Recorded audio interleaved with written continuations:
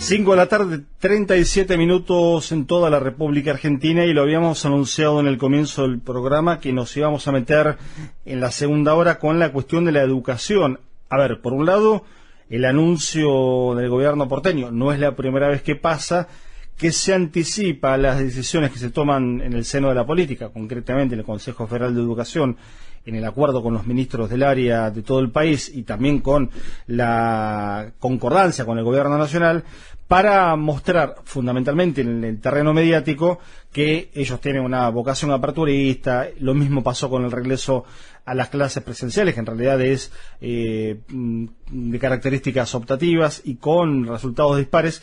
Y vamos a pensarlo en conjunto, porque lo hemos convocado a él, precisamente, que es un gran conocedor de los temas educativos, a Manuel Becerra, que es docente en secundaria, es el autor además de un muy interesante sitio web que es fuelapluma.com, que se dedica hace mucho tiempo a pensar la educación en términos estructurales. Y este año, además, imagino que con la cuestión de la pandemia debe tener un pensamiento mucho más cotidiano y mucho más complejo con respecto a lo que está pasando. Manuel, ¿cómo estás? Pablo Marcabo en Radio Cooperativa te saluda. ¿Qué tal, Pablo? ¿Cómo estás? Bien, gracias por el contacto y por ayudarnos a pensar un poquito cómo sigue esta historia, ¿no? Entre la emergencia que estamos atravesando y cuestiones estructurales que seguramente se han profundizado o agudizado en este tiempo. Sí, sin duda. Una de las preguntas que siempre conversamos es si aumentó la desigualdad educativa, y yo lo que solemos responder a eso es que en realidad aumentó la desigualdad, digamos. Esta coyuntura lo que hizo fue poner un parate a todos los resortes que pueden llegar a promover una tensión sobre la inercia de la desigualdad, y ahí también cae la escuela, digamos, en esa estructura. Las escuelas más equipadas, con alumnos con una heladera cena, con una biblioteca surtida, con buena conectividad, etcétera, con una habitación propia, etcétera, sin dudas que pudieron aprovechar mucho más esta instancia que chicos y chicas con conectividad muy limitada o nula, con pocos dispositivos en la casa, que los viejos también usan para laburar, con los padres con un trabajo muy precarizado, con las condiciones de habitaciones de hábitat muy precario. Bueno, eso para empezar, ¿no? Indudablemente, sí, la pandemia lo que hizo fue acentuar las desigualdades, y en la escuela eso se vio reflejado, claro que sí. Manuel, ¿y cómo evalúas? Yo planteaba recién que el gobierno porteño en particular, porque además tiene todo un rebote de lo nacional, la centralidad que tiene Buenos Aires, no es la primera vez que anticipa movimientos que después no se terminan dando. Lo había hecho sorpresivamente para el público Horacio Rodríguez Larreta, una de las veces en donde junto con el presidente y con Axel Kicillof anunciaban el alargamiento del estado de aislamiento, digamos, la extensión, y ahora lo vuelve a hacer de alguna manera con el tema de las clases presenciales, poniéndole fecha para el 17 de febrero. ¿Cómo evalúas esta acción del gobierno porteño de tirar una iniciativa primero a lo mediático y después discutirlo en lo político?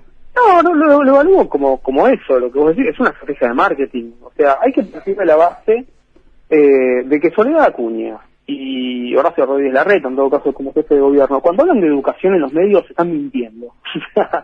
Hay que partir de esa base. Lo que están diciendo no es cierto como una base de interpretación, ¿no es cierto? Lo que están diciendo muy probablemente tenga como objetivo generar una tensión con los sindicatos para entrar en un conflicto, para acusar a los sindicatos de que los sindicatos no colaboran, y en definitiva nunca se resuelve nada, y al final termina bajando a las escuelas una resolución, una circular, un expediente que dice que eso, que indudablemente no dice lo que ellos dijeron en los medios, sino que bueno, hay que armar algo como esto que pasó con esto de ellos. Decían, bueno, se abren las escuelas, decían ellos, que en realidad son algunos esquemas de presencialidad con grupos reducidos donde ni siquiera se da clase, y esto lo dice la propia Acuña. O sea, son movidas de marketing que tienen el objetivo de estar en la agenda, de mostrarse presentes en el discurso mediático, pero que no tienen nada que ver con la política pública educativa real que transcurre en la ciudad de Buenos Aires. Y esto ha sido así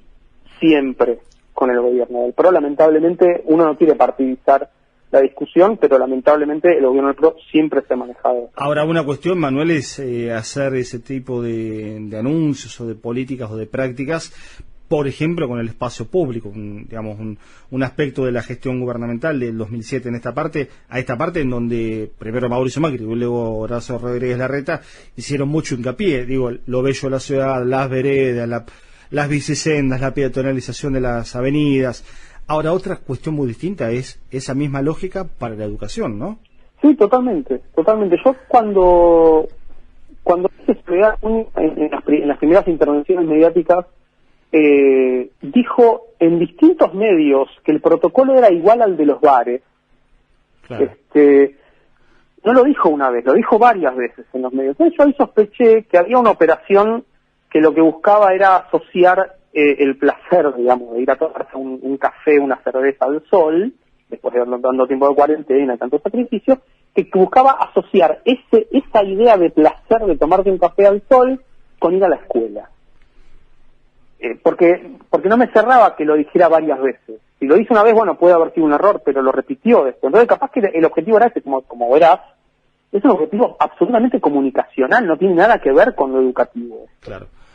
Es solo un discurso sofisticado mediático que yo entiendo que indudablemente hay que pensarlo porque los gobiernos tienen que saber comunicar y ahí hay un tema del marketing político, de comunicación política que es todo un campo y me parece muy bien, pero si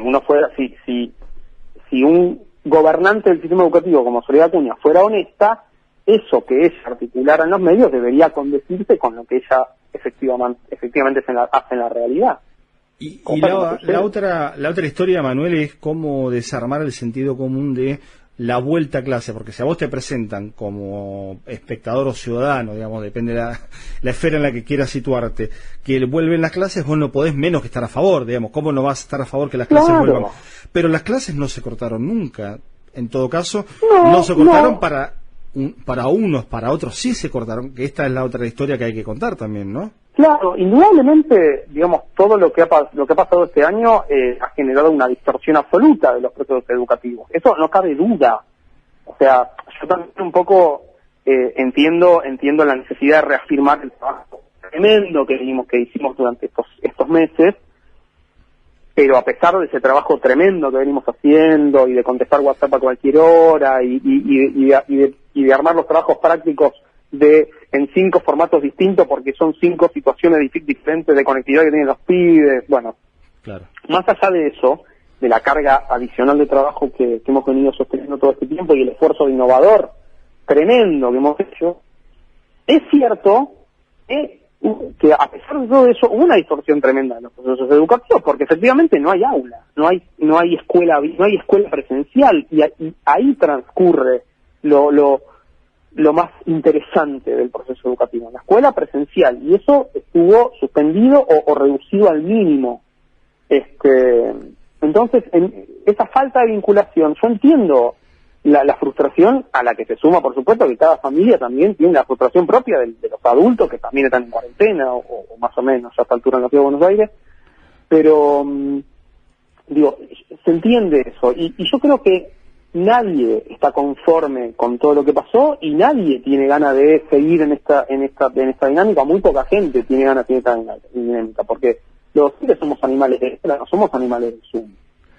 Claro. Una cosa que también a mí me interesa pensar es el sistema de salud, por ejemplo, se vio muy tensionado, pero porque hubo una sobredemanda del sistema de salud a raíz de la pandemia. Ahora, el sistema de salud siguió haciendo lo que siempre hizo, que era atender enfermos, básicamente, en el hospital o en el centro de salud que fuera. Para nosotros los docentes cambió radicalmente el trabajo.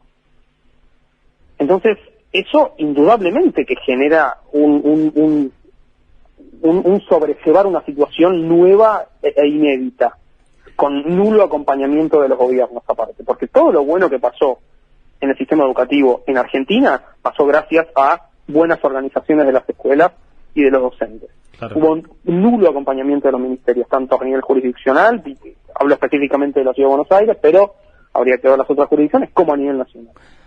Sí, inclusive una cuestión estructural que tiene que ver, por ejemplo, con las computadoras, para muchos docentes fue un problema también este año. Por supuesto. Nosotros hemos hecho algunas notas, nosotros empezamos en mayo acá el programa, y creo que la segunda semana o algo así hablamos con María Laura Torre de Suteba, de la provincia de Buenos Aires, y era uno de los temas centrales, digamos, el aspecto laboral también, digamos, porque vos vas a un laburo y yo no imagino a una persona yendo a una fábrica teniendo que llevar el torno o el centro de mecanizado. Claro. Y sin embargo muchos docentes tuvieron que o adquirir una computadora o compartir la computadora para sostener las 6 o 8 horas de clase diarias, más la planificación extra de la hora de clase, digamos, vos lo sabés bien. Pensemos que, digo, también hay una imagen, porque también es cómo se construye, ¿no? La imagen de la escuela, de los alumnos, de los trabajos, del trabajador docente. Hay una imagen de que el docente tiene una o dos computadoras en su casa. Claro. Y lo cierto es que hay docentes bajo la línea de pobreza, y lo cierto es que hay docentes capaz que tienen una computadora que anda muy mal y ahora, y que les servía en todo caso, capaz que tienen la Conectar Igualdad de 2010, capaz que tienen solo la computadora de Conectar Igualdad de 2010, pasaron 10 años y la obsolescencia de la computadora se veló. Entonces capaz que tienen esa máquina, y con esa máquina venían tirando en la presencialidad porque más o menos era para practicar y nada más. Ahora, si ahora hay que usar Zoom, hay que compartirla con otro miembro de la casa, etcétera, esa máquina escasa. Entonces hay que comprar otra, hay que buscar otra, y hubo un par de créditos, pero fueron exiguos la cantidad de créditos que se ofrecieron. Digo, hay una idea de que el docente, como es un trabajador de la cultura, tiene todo a disposición, y no es así. Tal cual. Probablemente Martín, perdón, te confundí con el otro Becerra. Mi hermano. Sí. Con Araca Lacana, con Martín Becerra, el gran investigador en comunicación, bueno, tu hermano además.